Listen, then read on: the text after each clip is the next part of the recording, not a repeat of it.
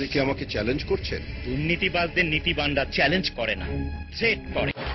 Mentos বাতি জ্বালাও। এটা একটা হিস্টোরি, এটা আমি আসলে কখনো বলি না, আজকে কি বলবো আপনাদের মাধ্যমে? আসলে আমার ছোটবেলার নাম ছিল সঞ্জু। সঞ্জু, ওকে। খুব দুষ্ট প্রকৃতির ছিলাম আমি, মানে খুবই দুষ্ট ছিলাম আমি, প্রচুর মারামারি করতাম।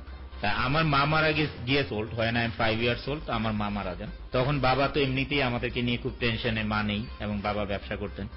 তখন আমার বিচার মানে প্রতিদিনই আসতে থাকতো। আমাদের যে মানে হাউস টিচার, ওনার নাম ছিল হচ্ছে এম এ জলিল, মানে ওনার নাম ছিল তখন, টিচারের নাম ছিল তখন। I am not more than 8 years old বা 9 years old। তো উনি খুবই ভদ্র ছিলেন, ও এত সুন্দরভাবে কথা বলতেন, ভদ্র একজন মানুষ ছিলেন। তখন বাবা চিন্তা করলো ওর আরেকবার আকিকা করে আমাদের মাস্টারের নাম রেখে দিই। বাহ, অসাধারণ একটা গল্প। তখন এই এম এ জলিল অনন্ত, ওনার নামটা আসলে আমার নাম রাখে। ওই ছোটবেলা থেকেই আমাকে মানুষ বলা শুরু হলো, এই এত বয়স্ক মানুষের নাম জলিল জলিল। তখন আমি তো কান্নাকাটি শুরু করে দিলাম, খাওয়া দাওয়া নাই, যে আমি এই নাম রাখলে আমি আর স্কুলেও যাবো না, খাবো না।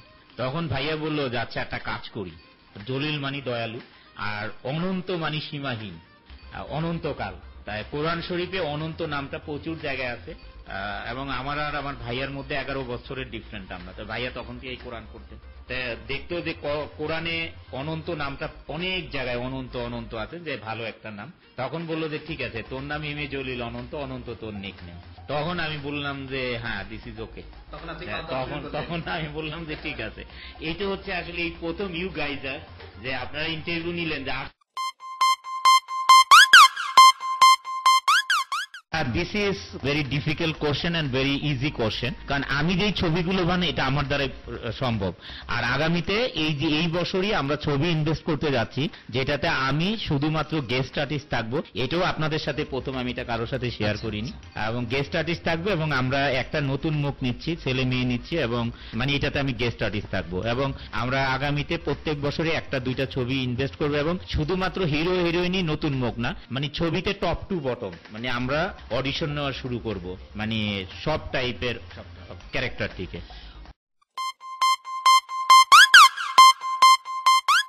বিশ্বাস, what is love means trust. You have to trust your love, that's it. If you don't trust your love, this call what is love. Land ফোনে আমি ভয়েস SMS পাঠাতে, ভয়েস মেসেজ পাঠাতে পারবো। কলার খোসা দিয়ে কি কমলার জুস বানানো যায় কিনা আমি এটা জানি না, তবে আমি কমলাটা অবশ্যই মিক্স করে আপনার অরেঞ্জ উইথ ব্যানানা জুস বানাতে অবশ্যই পারবো।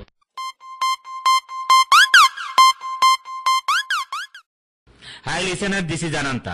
মেন্টোস বাতি জ্বালাও এত সুন্দর ফানি একটা নাম, কারণ আমরা ফান করতে পছন্দ করি, কারণ সারাদিন আমরা যেই ব্যস্ততায় থাকি, যেই টেনশনে থাকি, একটু রিল্যাক্স করার জন্য এরকম ফানি কিছু প্রোগ্রাম দরকার হয়, এবং সারা পৃথিবীতেই এই ফানি প্রোগ্রামগুলো অনেক জনপ্রিয়তা হয়, এবং বাংলাদেশেও এবিসি রেডিওতে এই মেন্টোস বাতি জ্বালাও প্রোগ্রামটা খুবই জনপ্রিয়।